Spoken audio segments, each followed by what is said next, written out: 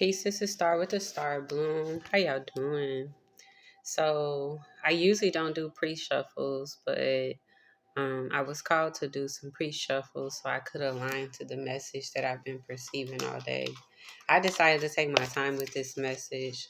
I've taken so many notes as well because I wanted to be at a rate to where I wasn't like speaking, um, in a way that doesn't actually hold true to the message that I want and desire to actually be perceived in my sharing. Um, yeah, I try my best to be intentional with everything that I say when it comes to even what I'm discerning. One of the things I I received this morning was access based in denial. And then I process access versus denial. And it's so crazy because I'm sitting here and I'm listening to these frequencies, and the frequency has a feather and it has an infinity sign on it as well. Um, the thing about access that I kept on wanting to basically sit in was basically the admission that you're providing, the allowance that you're giving. When I was thinking about denial, I was thinking really on a psychological level, the refusal to accept or process things based off of wanting to reject something due to like a defense mechanism and not wanting to sit in painful truth. And then when I wrote down a lot of notes, and I'm not about to read all these notes. When I did the pre-shuffle, one of the first cards that I got was Fallen Leaf, and it says, "Letting go isn't weakness; it's how seasons will shift with grace." Oh, y'all can't see it. My apologies, y'all. And then the next card was Inner Child. This card says, "Allow me to give compassion and love to the little one. Let me attend to his deepest needs and feelings." Receiving was the other card. It says, "Every day it becomes easier to receive the highest divine plan and to trust my inner guidance." And then I wanted to do a clarifier, and I know it's janky that I use these cards, but whatever. I pulled out of my Western Tea deck, and the card that I got was Realizations, and it says Epiphanies, Understandings, and Awakenings. And it really, really is in alignment. And I do think I may or may not pull a shuffle more cards depending on what I feel called to. But one of the things that I got out of what Spirit was really allowing me to sit within the rate of was one, awareness. A lot of us are being called to operate from a conscious state that we haven't previously operated from. And what do I mean by this? A lot of the times, y'all, when we wake up to certain truths in ourselves, and I'm always saying this, and the people who know, and those who are finding out will soon know. But long story short, we have a lot of the times been walking aimlessly through things without awareness, without the knowledge.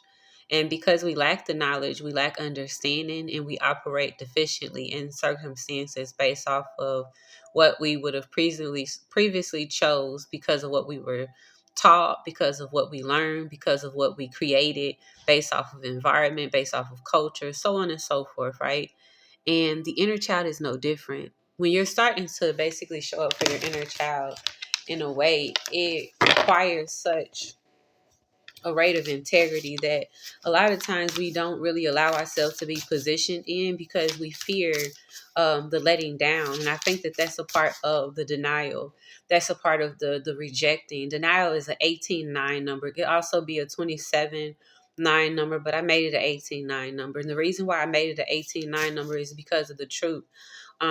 In denial, if you're willing to sit at it and allow yourself to truly perceive it and to not reject it and move away from it, and you allow whatever allowance of you allow the access and the permission, okay, of awareness to basically be fortified in this space, you have a opportunity that is like definite, because the one comes in giving you that divine seed that's wanting to place in you a layer of awareness and knowledge, something that comes directly from source that can't be challenged.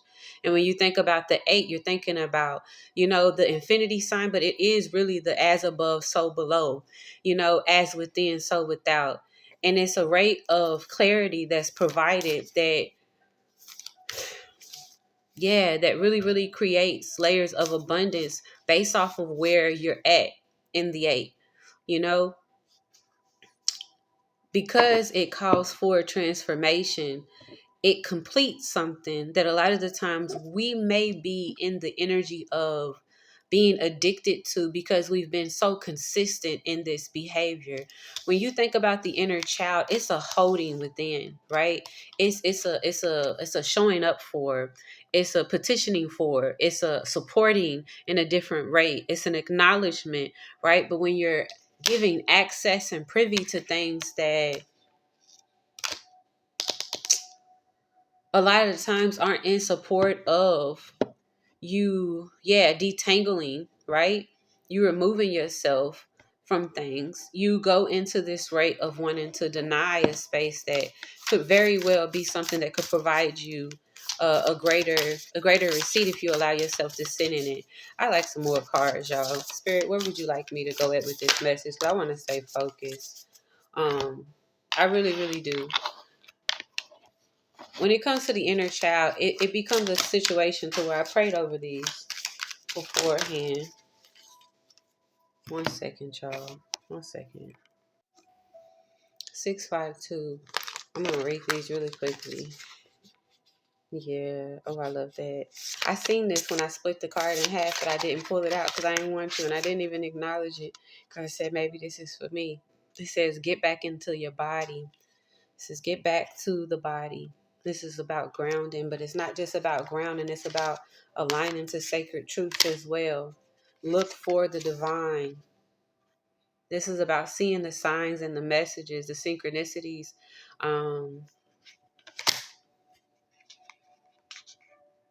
Be grateful. This is about your perception. This is about how you show up. This is about how you hold, how you walk in your faith. Speak your truth. Never be afraid to speak your truth. Stand strong. Shade the ground you walk on, and never back down from your own morals and beliefs.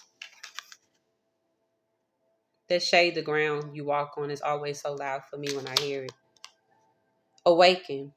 It's time to awaken to a new day and a new you. You are no longer a caterpillar. You're a butterfly. That's what I'm talking about. Hatred. Hatred is like a cancer. It destroys you from the inside out. This is what I'm talking about. All right. A lot of the times you will find yourself in a position that you haven't been in previously. And you might not necessarily know how to walk into that new space with the new energy that source is calling you to operate in, because you may have been used to doing things a certain way. And in doing so, you may find yourself in layers of denied access because you are limiting your belief and you are rejecting certain truths that will rebalance and restore restricted states that you may have previously been in. I've been giving y'all, I feel like they're asterisks to encourage you to do things that allow you to pour back into yourself selfishly and selflessly, because it is necessary in one's path to be at a rate to where you could be able to discern beyond the physical and align beyond what is accepted in a rate that may be something that isn't normally communed on. When you're dealing with certain layers within yourself, a lot of the times, regardless of how much people believe that they could perceive, a lot of things have been stored within, and you have to be the one who's going down and digging those things up so you could be able to have a sound ground. Restricting yourself and not allowing yourself to be at the rate that you need by wanting to constantly be in denial And then also on the other side, constantly giving access to things that deny you from your truth aren't going to allow you to be at a balanced rate. These things are going to constantly have you in a loop of karmic change and shifted completion that doesn't actually suit you in the rate that you need. Allow yourself to reach to a space that allows you to be whole within.